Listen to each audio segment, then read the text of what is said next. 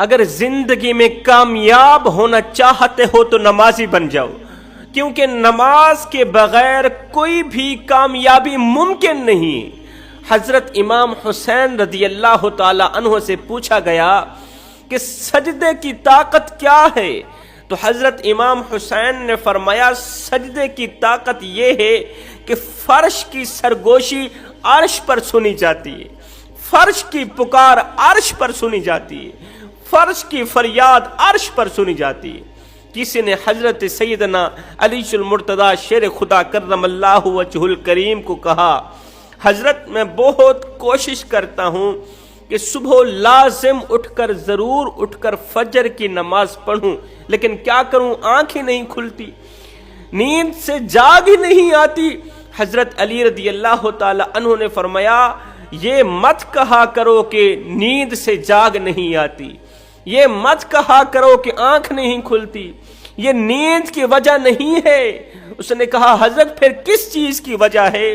فرمایا جو تم پورا دن گناہوں پر گناہ کرتے ہو، پورا دن جھوٹ بولتے ہو، سود کا کاروبار کرتے ہو، لوگوں کو دکھ دیتے ہو، درد دیتے ہو، پورا دن لوگوں کی عزت والی پگڑی خاک میں ملاتے ہو، غیبت کرتے ہو، چغلی کرتے ہو، غیبت کے ذریعے، چغلی کے ذریعے ایک دوسرے بھائیوں کو آپس میں لڑاتے ہو، جھگڑاتے ہو۔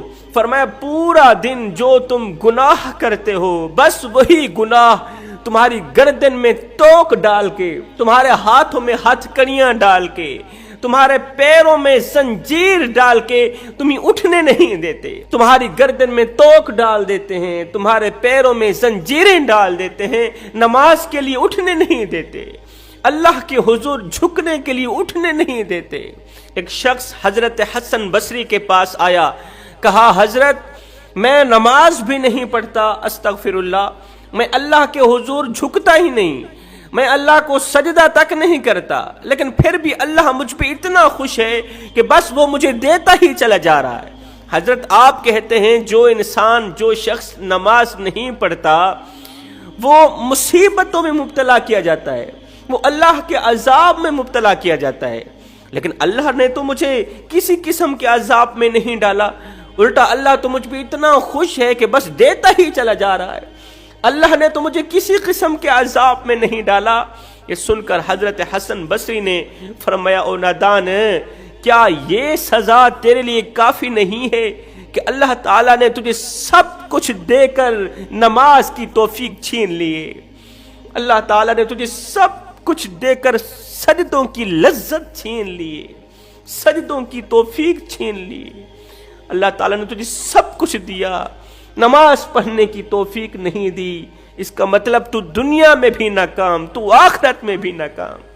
سجدوں کی توفیق ملنا بھی رب کی نعمتوں میں سے ایک نعمت ہے، ورنہ جن سے یہ توفیق چھین لی جاتی ہے نا، پھر نہ وہ دنیا کے رہتے ہیں اور نہ ہی وہ آخرت کے رہتے ہیں۔ جب سے ہم نے اللہ کے گھر کو ویران کیا، اللہ نے ہمارے ہنستے بستے گھر کو اجاڑ کے رکھ دیا۔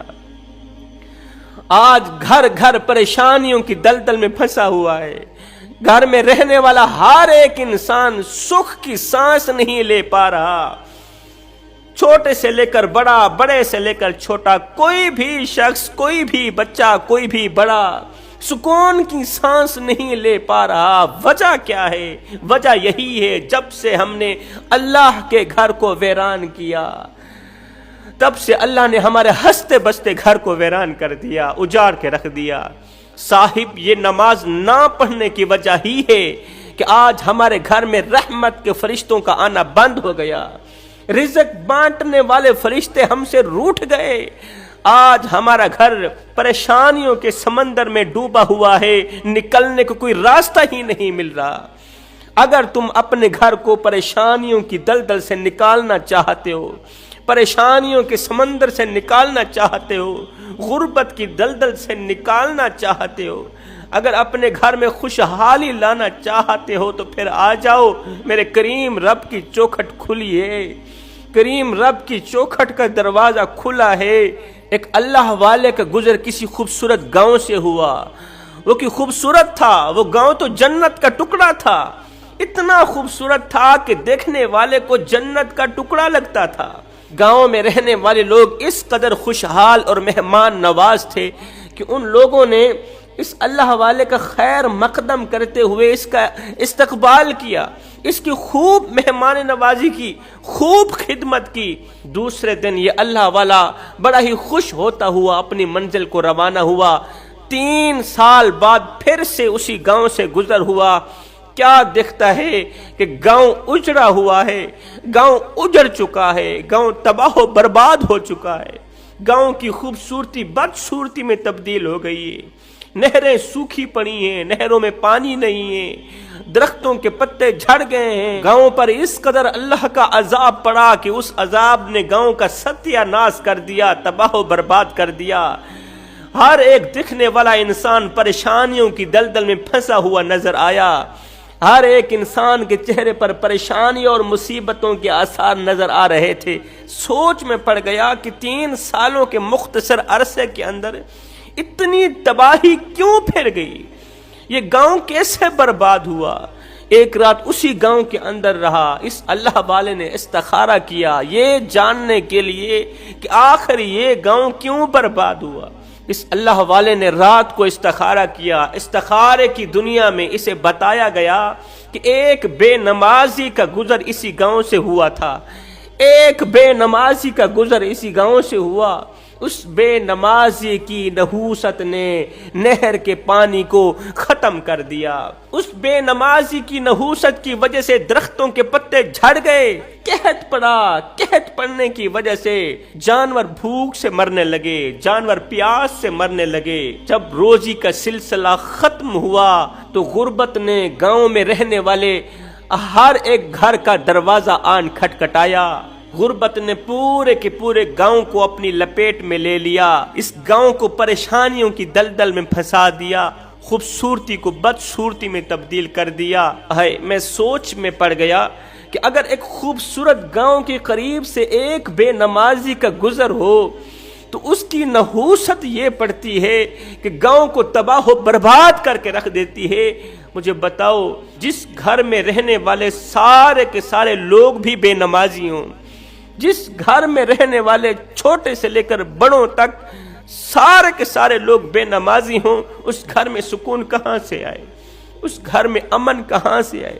میرے نبی نے 14ویں رات کے چاند کی طرف دیکھا، صحابہ کو اشارہ کرتے ہوئے فرمایا، صحابہ ذرا چاند کی طرف دیکھو نا، کس طرح صاف و شفاف دکھائی دے رہا ہے، دیکھنے میں کسی قسم کی دقت محسوس نہیں ہو رہی۔ صحابہ کیا تم چاہتے ہو کہ قیامت کے دن میرا رب بھی تمہارے اس طرح سامنے آئے، میرے رب کا دیدار بھی اس طرح ہو، اس طرح صاف و شفاف ہو جس طرح تم 14ویں رات کے چاند کو دیکھ رہے ہو؟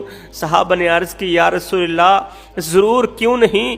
میرے نبی نے فرمایا، اگر تم قیامت کے دن اسی طرح صاف و شفاف میرے رب کا دیدار کرنا چاہتے ہو تو پھر فجر کی نماز اور عصر کی نماز میں سستی نہ کرنا۔